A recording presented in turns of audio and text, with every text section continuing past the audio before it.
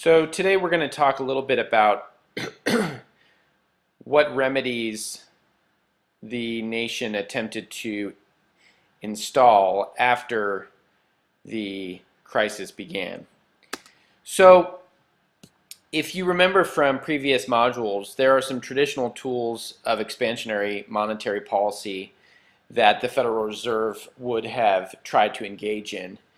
The first is obviously open market operations. They could have purchased bonds in order to inject money into the economy. They could have lowered the discount rate, which would allow the banks to borrow money from the Federal Reserve, and we'll talk about that. And they could have lowered the required reserve ratio, which would have allowed the banks to lend more money. Part of the problem with some of these, to be sure, was that the banking system had no confidence in each other. Nobody believed what any other bank had on their books was not toxic.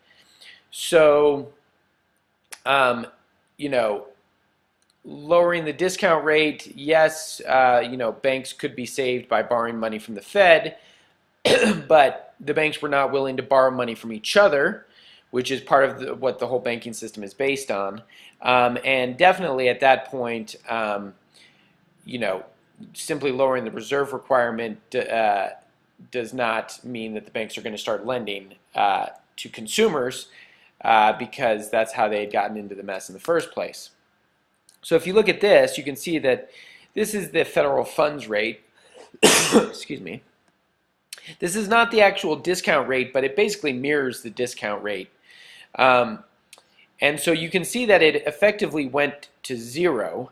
They kept lowering it and lowering it until basically they were giving away free money to the banks in order to take it and make themselves whole. And I encourage you to watch all the videos in this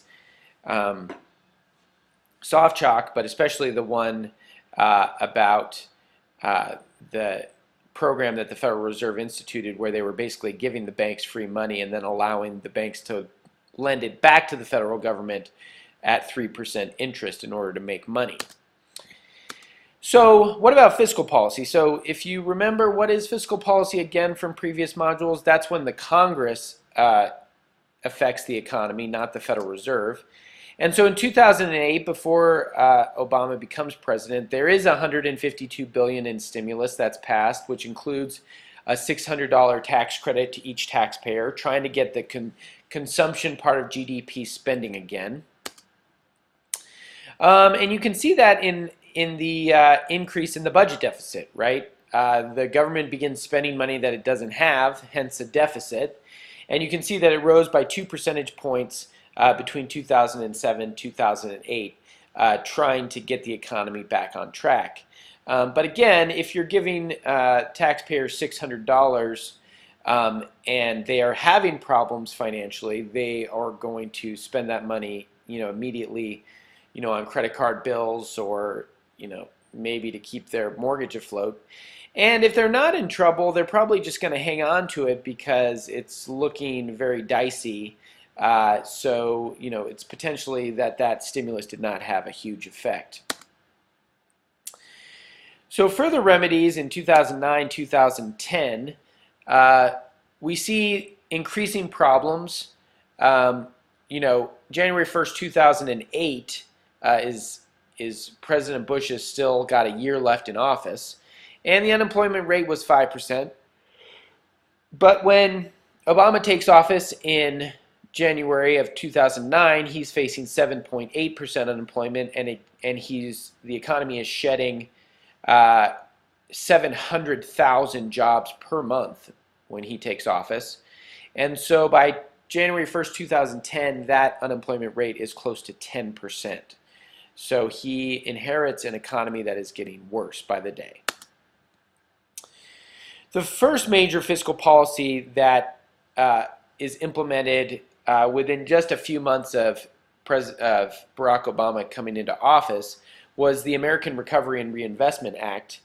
It was $787 billion of spending, mostly on what they quoted as shovel-ready projects, infrastructure projects, roads, bridges, state and local projects that could get money into people's hands as soon as possible. There was a Keynesian basis that was assumed. There was an assumption that the economy needed to be stimulated by the federal government, and classical economists did not really rebut this. There was no real sign that this system would have fixed itself on its own without government intervention. In fact, if you watch some of those frontline videos that are in the soft chalk, you can see that they really did feel that the financial system as a whole was just days away from complete collapse without federal injection of power and money. So there were not very many classical economists out there who said we should not be doing this. But the debate was really around how big. And even to this day, many people say that this $787 billion was just not enough at a time when 10% of the country was unemployed. But this $787 billion totaled about 5% of GDP, which is a large amount.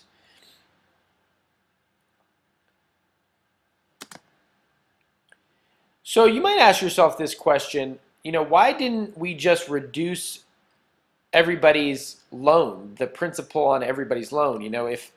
If they had bought this house for $600,000 and it was overpriced and it was really worth $250,000, why didn't we just shrink the loan, have the federal government pay that money and let them keep their house for $250,000? Well, part of this has to do with government's decisions on a cost-benefit analysis.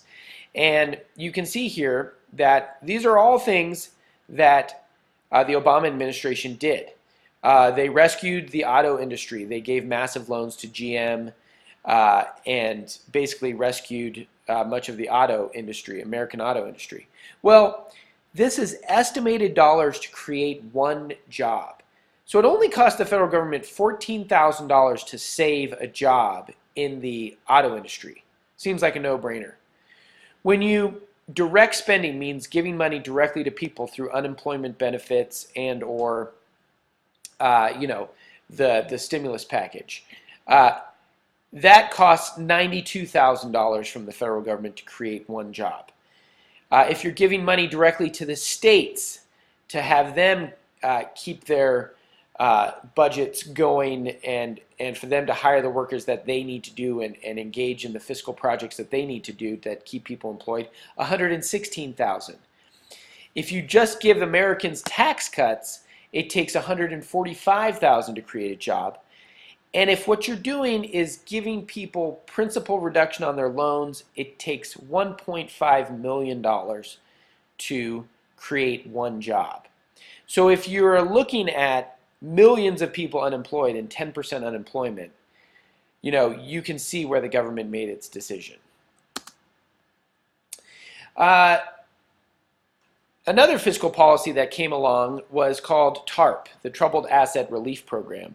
Now, while this was actually passed under Bush in late 2008, and it's part of those videos when they talk about Henry Paulson, it was not really implemented until 2009. They officially asked for $700 billion to buy toxic assets off of the balance sheets of the banks. They only spent about half of that money. It was very, very controversial. The Congress did not like this idea of bailing out the banks. But according to the Congressional Budget Office, it actually only ended up costing $25 billion when all of the money was paid back. So here are some policy choices that the government was facing. Initially, it was how far to let the financial fires burn. You read about Lehman Brothers, and they let them go bankrupt. But how long do you let these companies absorb losses before you come in to save them? What is too big to fail, right? And then another question would be how fast to escalate in deploying protection. How quickly should you implement these programs? And once the panic starts, how do you break it?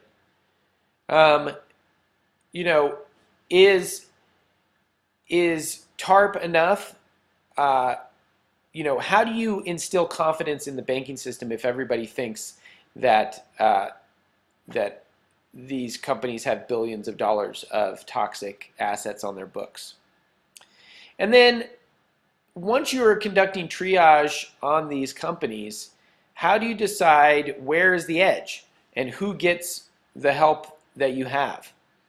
And then once that all happens and you feel like you got things under control, how do you get the financial system working again? How do you get the banks actually lending to consumers again? How do you get consumer confidence up enough to begin taking loans? And lastly, how do you balance moral hazard risk? Remember, moral hazard is the idea that if you insure people and don't make them face the consequences of their decision, doesn't that just make them attempt those same decisions in the future? And so how do you risk this idea of moral hazard, which would be letting them fail, with the overall economic costs of a financial collapse? So as the fiscal policy began to be implemented, you can see that from 2008 to 2010, the state and local governments began spending a lot of money to get the economy back on track, some of that given to them by the federal government. We also saw negative interest rates on the 10-year Treasury note, which implies that the government was actually paying you to borrow money, which is kind of interesting. And then if we take a look at the loanable funds market, which I believe was addressed earlier in earlier modules, there is definitely no crowding out at this point. Let's look at a graph to explain further. So if this is the supply of loanable funds in the United States, there was no demand enough to actually increase the interest rates. These are interest rates over here. The government could have borrowed almost unlimited amounts of money and not crowded out private investment because nobody was borrowing money. So there was no threat of increasing interest rates. And so the government could basically borrow as much money as it wanted. Banks could borrow as much money as they wanted because the supply of funds at that point was so elastic. This is what significant crowding out would look like if the supply of loanable funds was during a normal period. If the government came in and borrowed as much as they did, you would see a drastic increase in interest rates, but we did not see that. So in 2009, 2010, the Federal Reserve continues their policies of almost zero for the percentage rate of the federal funds rate, meaning that they were giving away money for effectively no cost. And then they began using basically printed money to begin buying financial assets that were toxic away from the banks. And they called that quantitative easing. To quote, the purchase over time of a variety of high-grade securities, including mortgage-backed securities, agency debt, long-term government bonds, and the idea being to remove those from the banks so they could be whole again, and then the Fed would just sell off those assets on a much longer time scale. They actually had 3 periods of quantitative easing, quantitative easing 1, QE2, and QE3. QE3 launched in 2012, and basically the Fed was purchasing $40 billion of bonds every single month. So think about that. They're injecting $40 billion of cash into the economy every month in order to get the wheels of the economy flowing again through loans. They kept this going for quite a long time, at least through mid-2015. And so those are some of the policies that were implemented in order to remedy the situation.